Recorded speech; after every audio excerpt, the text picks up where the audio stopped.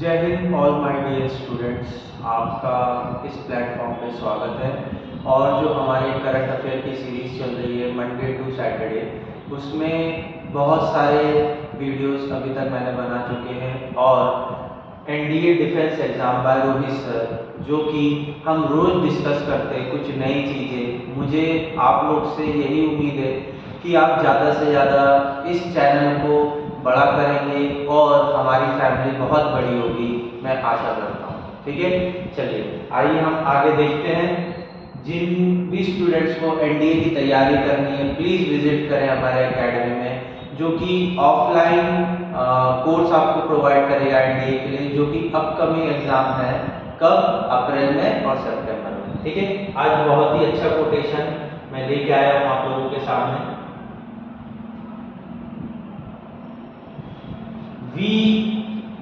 If we want to reach real peace in this world, we should start educating children।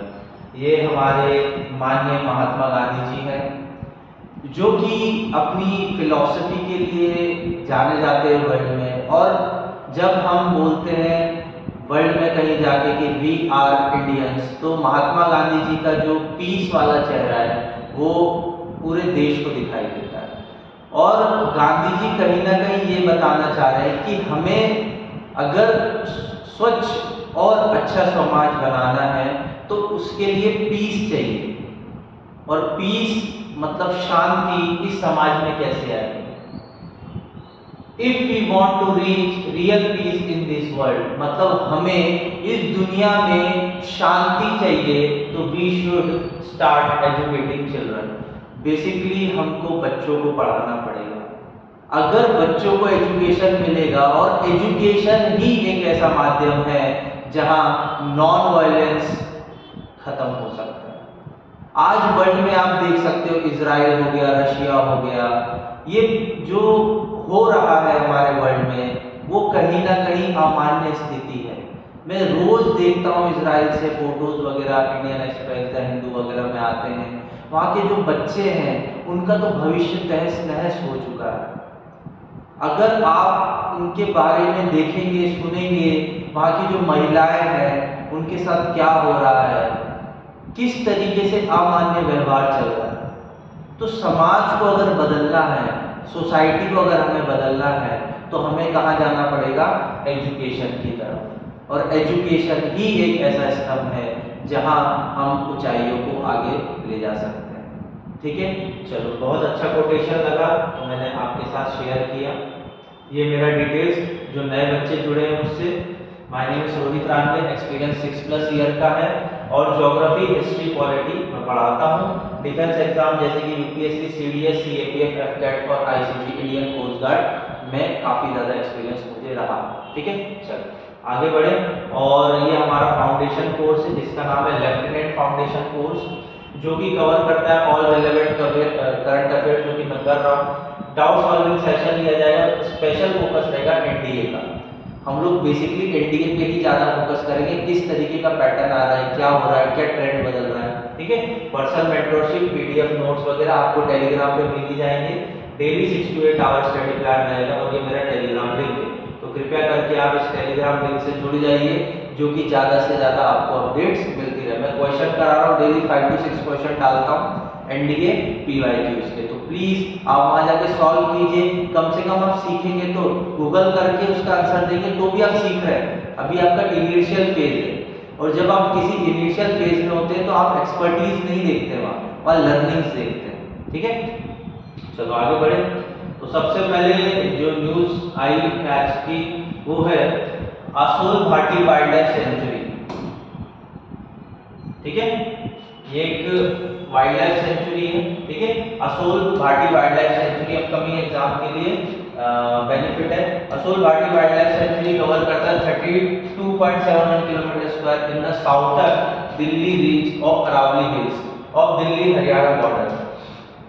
Basically आपसे क्या पूछेगा, Asola Bhatti wildlife sanctuary कहाँ पर है? दिल्ली में है, बस इससे ज्यादा कुछ नहीं पूछने वाला। और Delhi as well as northern part of Faridabad, Gurgaon district of the Haryana. ठीक है, ये आपसे पूछ सकता है और कौन से स्टेट में बिलोंग करता है, तो फरीदाबाद, गुड़गांव और दिल्ली, मतलब ट्रायंगल मान के चलो। ये दिल्ली हो गया आपका, ये फरीदाबाद हो गया जो कि यूपी में आ गया, और ये गुड़गांव आ गया जिसे गुरुग्राम बोलते हैं। ये दिल्ली हो गया, ये यूपी हो गया, और ये हरियाणा हो गया। ठीक है, तो ट्रांजैक्शन में है वहाँ आपको ये सब मिल जाएंगे, लेपर्ड वगैरह। और स्टैब्लिश कब हुआ था, इंपॉर्टेंट ये स्टैब्लिश हुआ था 1986 में। तो बेसिकली ये याद रखना है, Asola Bhatti wildlife century. अब ये न्यूज़ में क्यों था ये सुन लीजिए।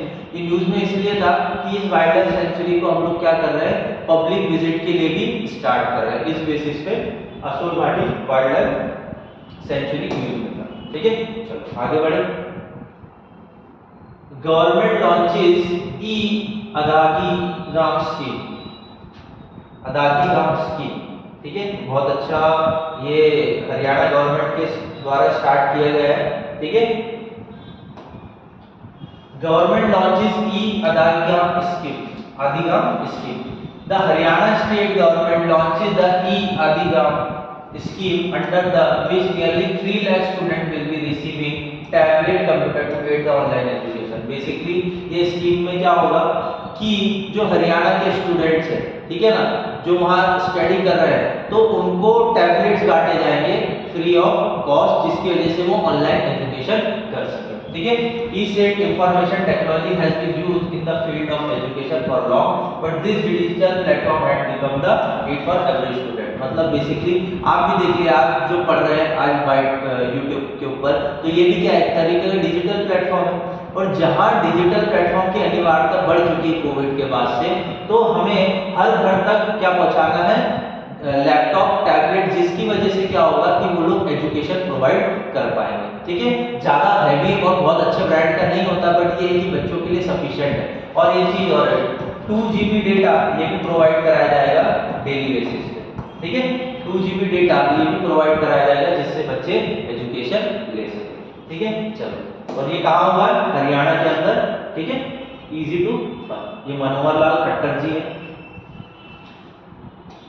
आइए जरा सा हम आज बात करते हैं LGBTQ कम्युनिटी। ठीक है ना, थोड़ा सा अपनी सोच को बड़ा रखिए। हमारे समाज में जिस तरीके की रूढ़िवादी सोच है उसको थोड़ा सा बदलने का आज मैं काम करूँगा। और जो भी ये वीडियो देख रहा है, कृपया करके अपने घर में, अपने परिवार में सबको दिखाइए, सुनाइए कि नॉलेज बढ़ रहा है। देखिए, एजुकेशन नॉलेज आप कभी भी किसी भी एज में ले सकते हैं, ये मेरा मानना है। ठीक है, तो आपको सीखना चाहते हैं तो जरूर इस चैनल से जुड़िए। ठीक है, तो बेसिकली आ जाइए, यहाँ बात चल रही है LGBTQ कम्युनिटी। ठीक है, अब आप बोलोगे ये होते कौन है ना, ये है कौन। तो सबसे पहले आ जाते हैं, इनका फुल फॉर्म है lesbian, gay, bisexual and transgender.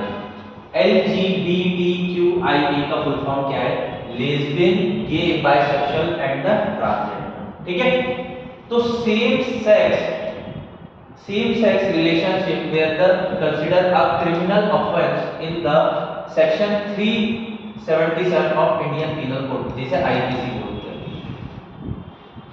377 आपसे जब आगे वाला क्वेश्चन बनेगा एग्जाम में, तो सेक्शन 377 इंडियन पीनल कोड किस चीज के लिए क्रिमिनल ऑफेंस घोषित करता है, तो किसके लिए करता है, सेम सेक्स के लिए। ठीक है, which criminalise carnal intercourse against the order of the nature. मतलब बेसिकली आप किसी भी तरीके का अननेचुरल सेक्स नहीं परफॉर्म कर सकते। ठीक है, अननेचुरल सेक्स आप परफॉर्म नहीं कर सकते जो कि नेचर के अगेंस्ट है। ठीक है, चलो आगे अब थोड़ा सा देखते हैं। इन 2018 the India supreme court overturn this law in landmark decision, recognize the right of the LGBT community individual as a strike down this discrimination law। मतलब उनने क्या बोला, लैंडमार्क जजमेंट दिया सुप्रीम कोर्ट ने, क्या जजमेंट दिया कि LGBTQ जो कम्युनिटी है उनके भी कुछ राइट्स हैं। Transgender individual in a particular face significant challenges in the accessing healthcare, education and the employment opportunity and often the denied basic right and the dignity। देखिए, ट्रांसजेंडर का बेसिकली मतलब ये होता है कि जो हम देसी भाषा में हिजड़ा वगैरह बोलते हैं, तो उनके लिए राइट्स प्रोवाइड कराना हमारी जिम्मेदारी है, क्योंकि हमारा फंडामेंटल राइट में ये बोला गया है कि हम किसी भी बेस पे डिस्क्रिमिनेशन नहीं कर सकते, एनी कास्ट एनी सेक्स। ठीक है, ये चीज तो आपको समझ में आ रही है। इनको एजुकेशन का भी मुहैया करानी पड़ेगी, हेल्थ केयर भी और एम्प्लॉयमेंट भी इनको करानी पड़ेगी। इन 1977 case, Shakuntala Devi published the first study for the homosexuality in India called the World of the Homosexuality। याद रखना, 1977 में शकुंतला देवी पब्लिश किया था। शकुंतला देवी ही वो ऐसी व्यक्ति थी जिसने पब्लिश किया कि होमोसेक्सुअली क्या होता है। ठीक है, in 1994 they were very legally granted voting right as their third sex। कब मिला? सबसे पहले 1994 में ट्रांसजेंडर को भी अधिकार मिला कि वो वोट दे सके। ठीक है, 1994 में हमारा कॉन्स्टिट्यूशन बनने के बाद जब हमने फर्स्ट असेंबली की 1951 में, उसके बाद देख लीजिए 1994 में करीब समझ लिए अप्रोक्सीमेटली 38-40 इयर्स की बात है, तो इन लोगों को अब स्टिल राइट्स नहीं थे। ठीक है, आगे देखते हैं।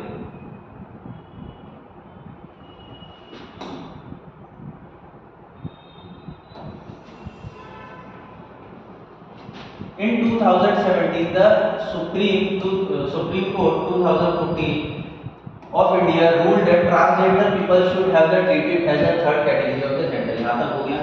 Me code gave the country LGBT committee the freedom to safely express their sexually orientation। Basically क्या होता है कि जब बच्चा घर में पैदा होता है, या तो मेल या तो फीमेल, बट थर्ड जेंडर होता है, तो बेसिकली लोग बताना प्रेफर नहीं करते। वो क्या बोलते हैं कि हमारे नाम पे कलंक लग जाएगा। तो ऐसी कोई बात नहीं होनी चाहिए, हमें अपनी सोच को समय के अनुसार बड़ी करनी चाहिए। ठीक है, an individual sexual orientation was protected by the right to privacy. इसके थ्रू मतलब ये हमारा फंडामेंटल राइट है, राइट टू प्राइवेसी। ठीक है, तो हमें एक चीज याद रखनी चाहिए। देखिए, बहुत से ऐसे मेल या फीमेल होते हैं जो कि वो बर्थ के टाइम पे तो सेक्स डिटरमाइन डॉक्टर कर देता है, but at the age of 18-20 या जब वो धीरे धीरे बड़े होते हैं तो उन्हें फील होता है जो उनका जेंडर डिसाइड किया गया था डॉक्टर ने वो सही नहीं है, क्योंकि उनके हार्मोन्स उस तरीके से एक्टिव नहीं होते। बहुत से ऐसे मेल होते हैं जिनके मेल हार्मोन्स डेवलप नहीं हो पाते। ठीक है, और जैसे बहुत सी फीमेल्स होती हैं जो कि उनके फीमेल हार्मोन डेवलप नहीं हो पाते हैं, तो वो अगर अपने आप को ट्रांसजेंडर या एलजीबीटी कम्युनिटी का व्यक्ति मानते हैं तो उसमें कोई बुराई नहीं होनी चाहिए और हमें उनका सम्मान करना चाहिए, उनकी गरिमा को बनाए रखना चाहिए, क्योंकि हर एक इंसान इस दुनिया में यूनिक है। ठीक है, अब इनके साथ चैलेंजेस क्या है? What are the challenges faced by the LGBT community in India? सबसे पहले सोशल डिस्क्रिमिनेशन होता है इनके खिलाफ, ये तो आप सभी जानते होंगे। आप रोड पे चले जाइए, ट्रेन्स में चले जाइए, कहीं भी चले जाइए, उनके साथ किस तरीके की बोलचाल व्यवहार होते हैं आप बहुत अच्छे से जानते होंगे। Face and discrimination various aspect of the life such as the workplace, housing and the health care. उनको कोई जॉब के लिए भी ऑफर नहीं करता, तो आप सोचिए कि अगर वो अपना पेट कैसे पालेंगे, अगर उनको कोई जॉब नहीं देगा, कोई काम के लिए नहीं रखेगा, तो है ना।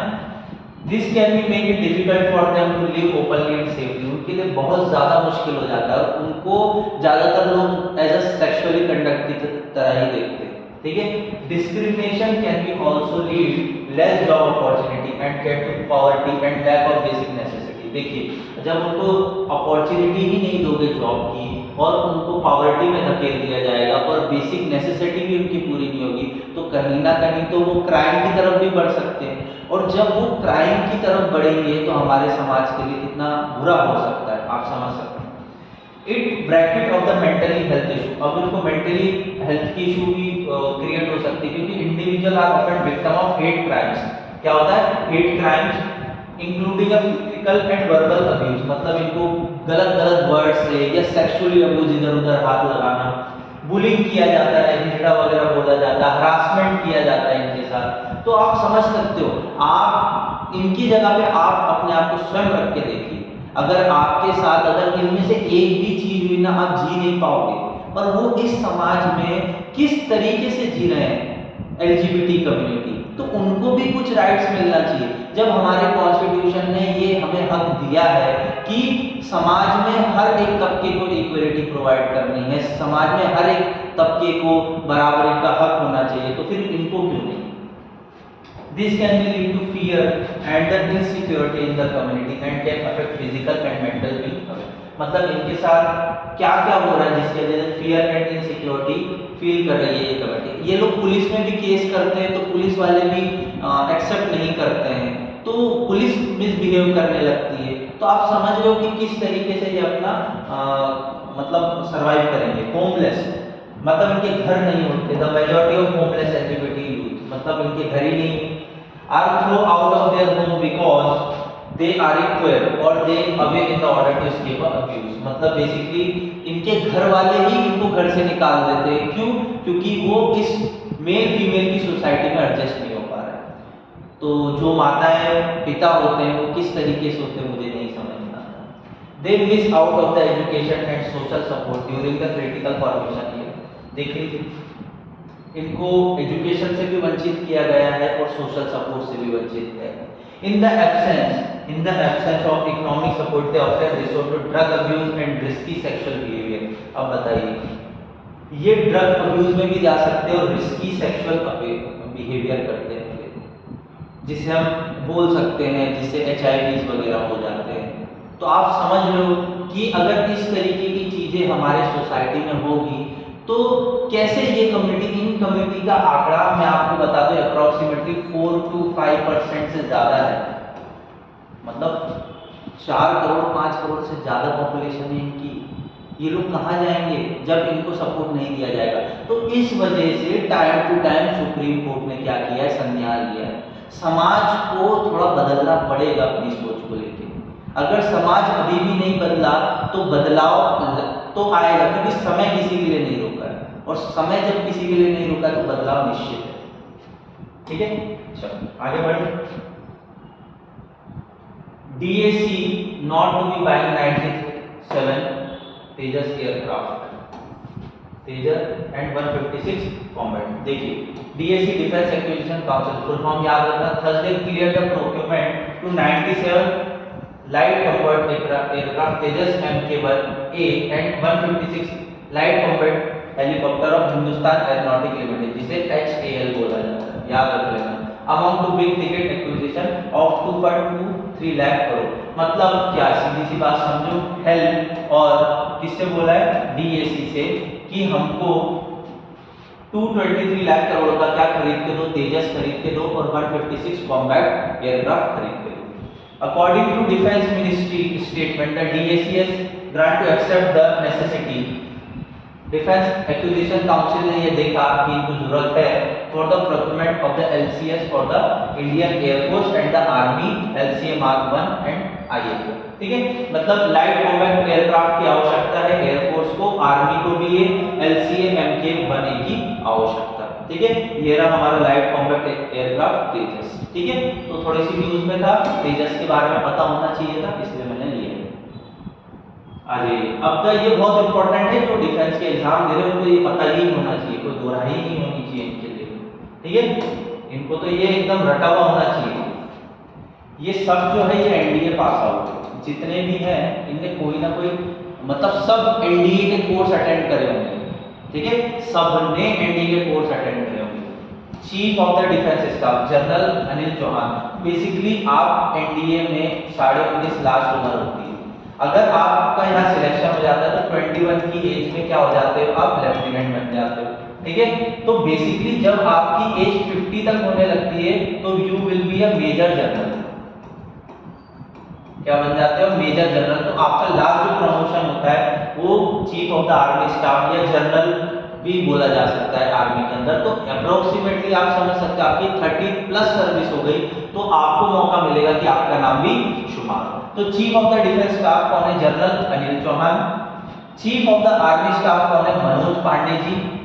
और chief of the naval staff कौन है, एडमिरल राधाकृष्णन हरि कुमार। ठीक है, ये कौन है, नेवल स्टाफ के हेड है। और chief of the air staff कौन है, चीफ मार्शल विवेक राम चौधरी। याद रख लोगे, याद रखना ही है, जब तक चेंज ना हो आपके अपकमिंग NDA एग्जाम में तो ये पूछा जाएगा कि chief of the army staff कौन है, मनोज पांडे जी। नेवल स्टाफ के चीफ कौन है, राधाकृष्ण हरि कुमार। और chief of the air staff कौन है? चीफ मार्शल विवेक राम चौधरी। ठीक है, याद रख लोगे, चीजें समझ में आ जाएगी तो एनडीए का क्या इंपॉर्टेंस है आप समझ सकते हो। अब आ जाएगी, अब थोड़ी सी बात कर लेते हैं मलेरिया। मलेरिया बहुत बड़ी बीमारी है और वो कैसे होती है, और ये क्वेश्चन कहाँ से आया पता है? ये क्वेश्चन कहाँ से? इंडिया में केसेस क्या हो रहे हैं, बढ़ रहे हैं मलेरिया के, इस वजह से क्वेश्चन लाया है। तो मलेरिया एक वेक्टर बॉर्न डिजीज है, तो health of malaria it's a eradication. World malaria day is observed every 25 year, ये याद रखना। वर्ल्ड मलेरिया डे कब मनाया जाता है? 25 अप्रैल को। It was established by the World Health Organization in 2007 के अंदर। ठीक है, सबसे पहले मलेरिया कब मनाया जाता है? ठीक है, और उसके बाद किसने स्टैब्लिश किया था? वर्ल्ड हेल्थ ऑर्गेनाइजेशन ने 2007 में awareness about the malaria. The theme of the world malaria day 2023, याद रखना, time to deliver zero malaria, invest, innovative और इम्प्लीमेंट। क्या याद रखना है? थीम क्या है? Time to deliver zero malaria, invest, innovative और इम्प्लीमेंट। ठीक है, यहां तक चीजें क्लियर हो गई। अब इसके बारे में जानते हैं मलेरिया क्या है। Malaria is a life threatening disease caused by the Plasmodium parasite. याद कर लेना, घोट के पी लेना, साइंस एंड टेक्नोलॉजी का क्वेश्चन है ये। ठीक है, जो कि पूछा जाता है यूपीएससी में तो खासकर, कि मलेरिया किससे होता है? प्लाज्मोडियम पैरासाइट से। This parasite is transmitted for humans through the bytes of the infected female Anopheles mosquito. याद रख लेना, फीमेल की वजह से होता है, मेल की नहीं। फीमेल की पॉपुलेशन 80% है, लमसम 20% ही मेल होते हैं बस, तो फीमेल की वजह से क्या होता है? एनोफिलिस मॉस्किटो इसका नाम है। अगर ये काट ले किसको? ह्यूमन को, तो क्या हो जाएगा? मलेरिया होता है। फीमेल एनोफिलिस मॉस्किटो की वजह से, और लेकिन कौन होता है? Plasmodium parasite. Malaria is the most common tropical and सब ट्रॉपिकल रीजन, मतलब बेसिकली ट्रॉपिकल रीजन में ज्यादा बारिश होती है और थोड़ी सी कम बारिश, जिसे सब ट्रॉपिकल रीजन बोलते हैं। ऑफ द वर्ल्ड इंक्लूडिंग सब सहारन Africa, south east Asia and southern America, यहाँ ज्यादा पाया जाता है। जहाँ बेसिकली ट्रॉपिक ऑफ कैप्रिकॉर्न मिलेगा या इक्वेटर मिलेगा, उस वाले रीजन में ही ज्यादा होगा। While Plasmodium falciparum is responsible for more death, अब याद रख लेना, more death के लिए कौन सब falciparum है? Plasmodium falciparum is responsible for the more death। ठीक है, Plasmodium vivax is the most widespread of all the malaria spread। कौन सा ज्यादा डेथ क्रिएट करता है? Plasmodium vivax is the most widespread of all the malaria species। ठीक है, एक बार आप क्या करोगे, इसको मैं आपको जब इस पे टेलीग्राम पे पीडीएफ प्रोवाइड कर दूंगा, तो आप क्या करोगे, जाके पीडीएफ को गो थ्रू कर लोगे और बिल्कुल याद कर लेना, एकदम साइंस एंड टेक्नोलॉजी का क्वेश्चन नहीं है। चलो आगे बढ़े। अब सिम्टम्स क्या है ये भी देख लेते हैं। इसके सिम्टम्स क्या है? Basically once inside the human body the parasite multiply in the liver and the infect the red blood cell, इसको आरसीबी को इन्फेक्ट करता है। causing symptoms such as fever, chill, headache, muscle itching and fatigue। fatigue मतलब थकावट। ठीक है, ये सब चीजें होने लगती है जब पैरासाइट उनकी बॉडी में आ जाता है, तो लिवर को इन्फेक्ट करता है और किसको? रेड ब्लड सेल को इन्फेक्ट करता है। और सिम्टम्स क्या है? Fever, chill, headache, muscle etching and fatigue. In severe cases malaria can lead organ failure, organ failure भी कर सकता है, जैसे लिवर, किडनी फेल कर सकता है, कोमा भी चला सकता है और डेथ भी हो सकती है अगर ज्यादा फैल जाए। India effort national vector borne disease control programme, India ने क्या लॉन्च किया हुआ है? National vector borne disease control programme. याद करना, it is the umbrella programme for the prevention and control the vector borne disease. ये क्या है? वेक्टर बॉर्न डिसीजेस को कंट्रोल करने के लिए रखा। Malaria, Japanese encephalitis, dengue, chikungunya, kala azar and the lymphatic filaria, इसको खत्म करना है हम लोगों को, इसलिए क्या रखा हुआ? National vector borne disease control programme रखा हुआ। National malaria control programme launches in 1953 build around the 3 key activities. 3 motive के साथ हमने क्या स्टार्ट किया था 1953 में नेशनल मलेरिया कंट्रोल प्रोग्राम। सबसे पहला insecticidal resident spray with D T D, monitoring and surveillance of cases, treatment of patient। India is aimed to be malaria free by 2023, eliminate the disease by 2030। याद रखना, आपसे यही ज्यादा पूछेगा, एलिमिनेट कब करना चाहता है इंडिया? 2027। ठीक है, और डिसीज को कब खत्म करना चाहता है? 2030 तक में। ठीक है, यहाँ तक चीजें क्लियर हुई। मुझे आशा है आपको चीजें क्लियर हो रही होगी। मैं बहुत स्लो जा रहा हूँ, कुछ ज्यादा फास्ट में जा नहीं रहा हूँ, बस आपसे उम्मीद है इसको रिवीजन करना। फिर वो बच्चों के लिए जो डिफेंस ज्वाइन करना चाहता है, क्योंकि पुणे के अंदर क्या हुई है, परेड हुई है, जो कि basically NDA passing out parade होती है, ठीक है। President Murmu review the NDA passing out parade in Pune. Basically राष्ट्रपति जी आई थी एनडीए की पासिंग आउट परेड के लिए, और ये कौन सी परेड हो रही थी, कौन सा कोर्स चल रहा था एनडीए का, 145 course.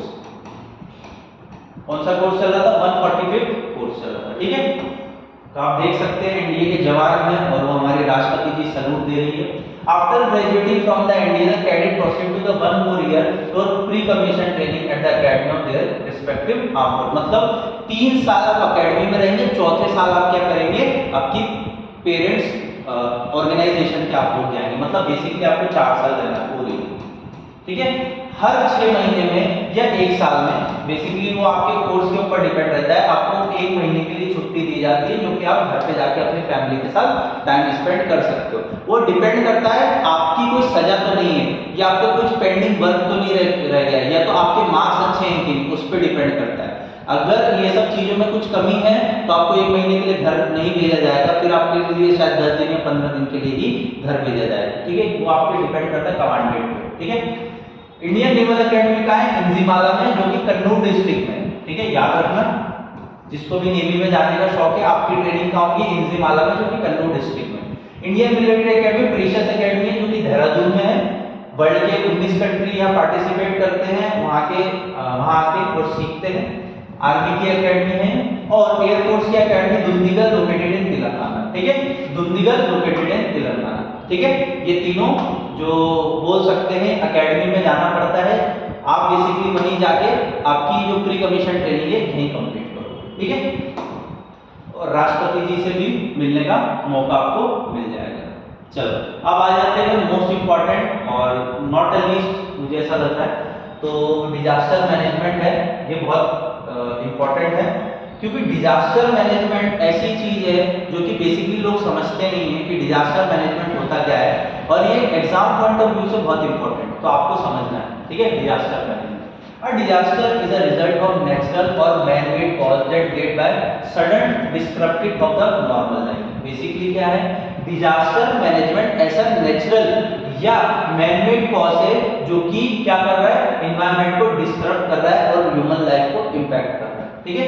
Causing severe damage of life and property to extend available social economic protection mechanism and it is to, मतलब बेसिकली क्या है कि डिजास्टर मैनेजमेंट ऐसी आपदा है जो कि डैमेज करता है लाइफ को, प्रॉपर्टी को और सोशल और इकोनॉमिकल चीजों को हमारी सोसाइटी के, ठीक है। Next, it is undesirable occurrence resulting from the force that are largely outside human control.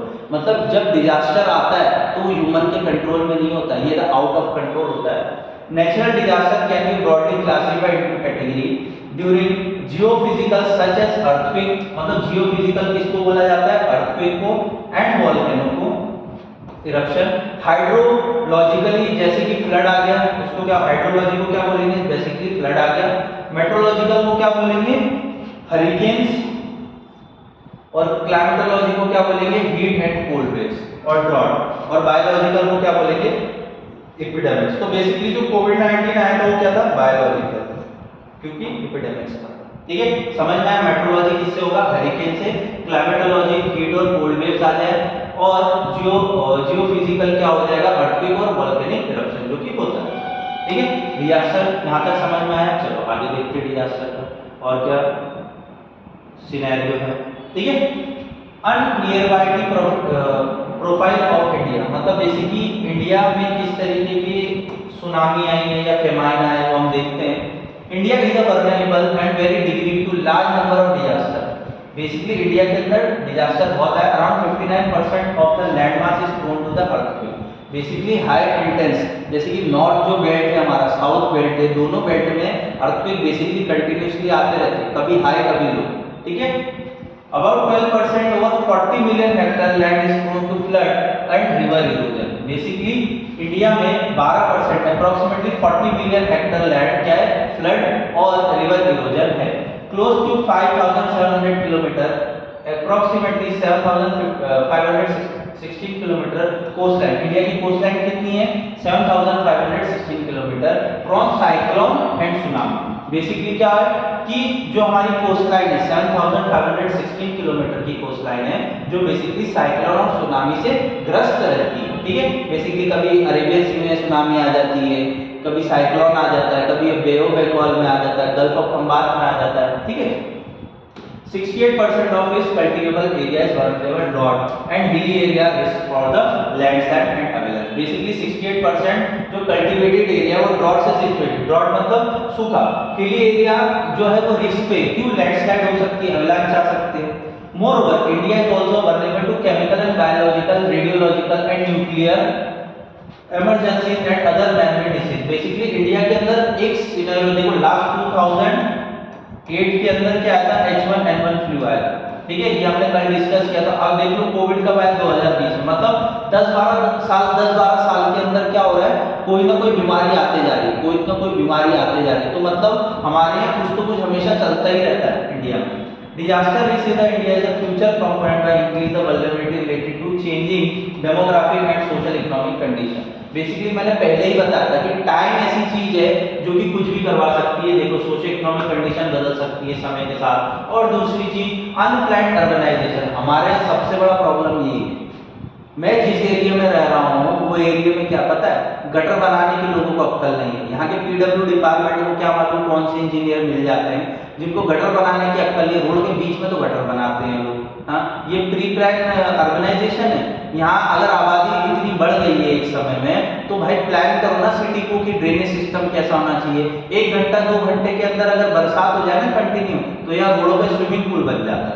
ठीक है, इलेक्ट्रिसिटी प्रॉपर वे से सप्लाई नहीं कर पाते, कोई घर बनाने का इंफ्रास्ट्रक्चर नहीं है, कोई प्लॉटिंग का इंफ्रास्ट्रक्चर नहीं है, ओनली करप्शन, कोई प्रॉपर तरीके का सिस्टम ही काम नहीं कर रहा। तो उससे क्या होगा, फिर डिजास्टर मैनेजमेंट होगा। Development within the high risk zone, environmental degradation, climate change, geological hazard, epidemics and the pandemics are there. ठीक है, तो बेसिकली आप समझ सकते हो डिग्रेडेशन हो रहा है, क्लाइमेट चेंज हो रहा है, कितनी सारी ज्योग्राफिकल हैजार्ड्स, एपिडेमिक्स, पेंडेमिक्स आ रहे हैं। ठीक है, और एग्जांपल देख लो, उत्तराखंड फ्लैश हुआ 2013 के अंदर, उत्तराखंड के अंदर, केदारनाथ के अंदर, इंडियन ओशन के अंदर सुनामी आई थी 2004 के अंदर, गुजरात में 2001 में अर्थक्वेक आया था, इंडिया के अंदर ग्रेट फेमाइन आया था 1876-78 के टाइम पे, 2 साल तक फेमाइन रहा था ब्रिटिश टाइम पीरियड में। तो आप समझ रहे हो किस तरीके से डिजास्टर मैनेजमेंट वर्क करता है। ये बहुत बड़ा टॉपिक है, तो मैंने इतना ही रखने की कोशिश करी है। जो बच्चे मेरे पास आएंगे ऑफलाइन बैच में, मैं उन लोगों को बहुत ही अच्छे से पढ़ाऊंगा डिजास्टर मैनेजमेंट, और इन डेप्थ जाना पड़ेगा क्योंकि डिजास्टर मैनेजमेंट छोटा टॉपिक नहीं। ठीक है, चलो आगे बढ़े। तो इतना मुझे लगता है सफिशिएंट है। अब आ जाइए आज के लेक्चर को हम समाप्त करते हुए होम फिनिक्स लर्निंग एकेडमी ओपला, जो कि अपकमिंग एनडीए एग्जाम के लिए तत्पर है आपका सिलेक्शन कराने के लिए। जरूर आप ऑफिसर बनेंगे फ्यूचर में। एड्रेस का है अपोजिट लोकमान्य तिलक हॉस्पिटल दिल्ली, और इनका सब ब्रांच है जो कि साने चौक में राधा कृष्ण कॉम्प्लेक्स के अंदर है, होम फिनिक्स लर्निंग एकेडमी। आप कॉल कर सकते हैं और विजिट कर सकते हैं। और आपने ये वीडियो देखा है तो थैंक यू एंड वॉचिंग। और आपको बस एक काम करना है, लाइक और शेयर करना है, और इससे ही प्यार बनाते रहे और फैमिली को अपना बड़ा